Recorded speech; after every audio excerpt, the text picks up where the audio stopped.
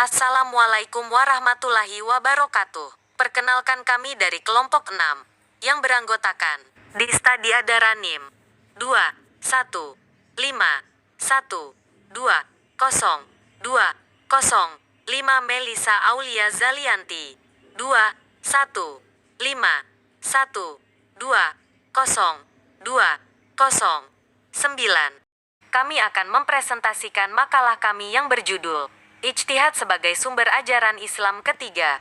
Ijtihad adalah usaha yang sungguh-sungguh dilakukan oleh orang mujtahid untuk mencapai suatu putusan syarah hukum Islam tentang kasus yang penyelesaiannya belum bertaharoh dalam Al-Quran dan Sunnah Rasulullah. Fungsi ijtihad adalah untuk mendapatkan sebuah solusi hukum jika ada suatu masalah yang harus ditetapkan hukumnya, akan tetapi tidak ditemukan baik di Al-Quran atau hadis. Dari segi fungsi ijtihad memiliki kedudukan dan legalitas dalam Islam.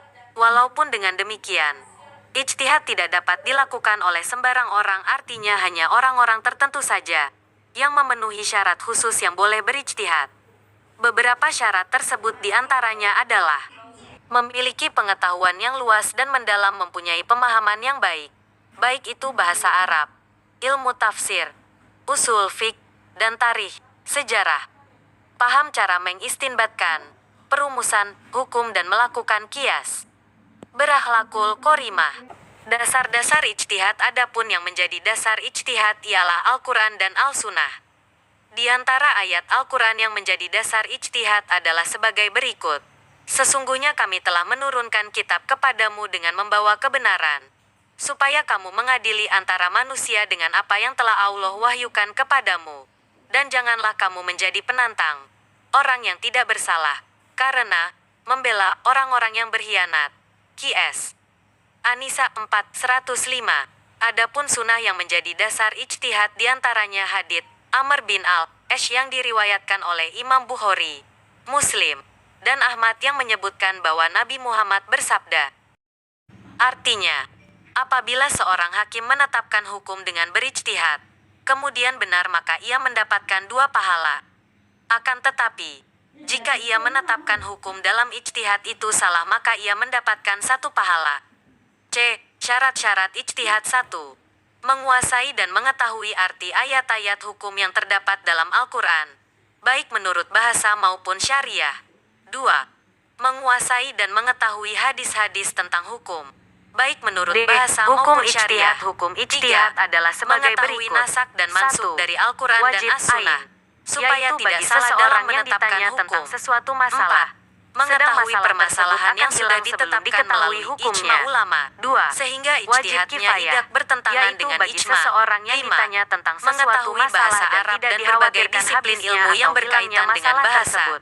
serta Sedang berbagai selain orang itu masih problematikanya. ada orang lain. 6. 3. Mengetahui Sunnah, ilmu usyul fikih yaitu yang merupakan ijtihad terhadap fondasi suatu dari masalah ijtihad. atau peristiwa yang belum terjadi, baik yang dinyatakan maupun tidak. Ijma adalah salah satu jenis ijtihad yang dilakukan para ulama dengan cara berunding, berdiskusi, lalu akhirnya muncul suatu kesepakatan untuk menyelesaikan suatu permasalahan. Keputusan bersama ini tentu saja tidak begitu saja dilakukan. Semua harus bersumber pada Al-Quran dan juga hadits. Hasil dari ijtihad ini sering kita sebut sebagai fatwa, dan fatwa inilah yang sebaiknya diikuti oleh umat Islam. Kesepakatan dari para ulama ini tentu saja merupakan hasil akhir dari berbagai diskusi yang telah dilakukan, sehingga semestinya tidak mengandung pertentangan lagi.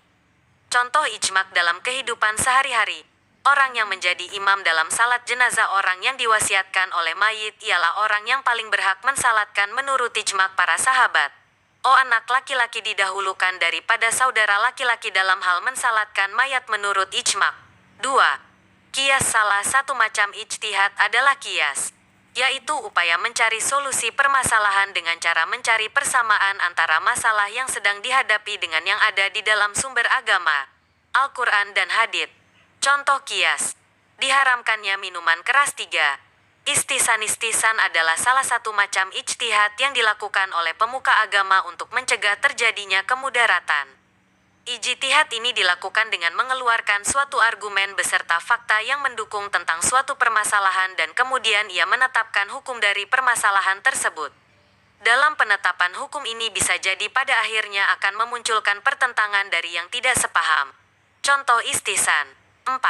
Misalnya agama Islam melarang jual beli dan membuat akad sesuatu yang belum atau tidak ada pada waktu terjadi transaksi.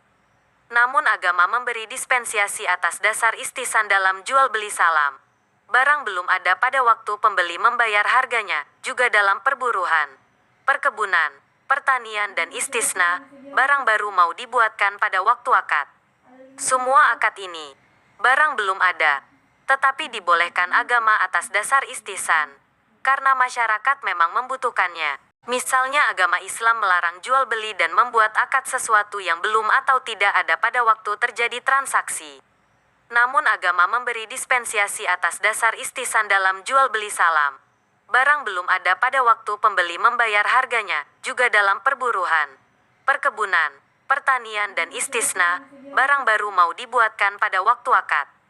Semua akad ini, barang belum ada, tetapi dibolehkan agama atas dasar istisan, karena masyarakat memang membutuhkannya. Sekian dan terima kasih. Wassalamualaikum warahmatullahi wabarakatuh.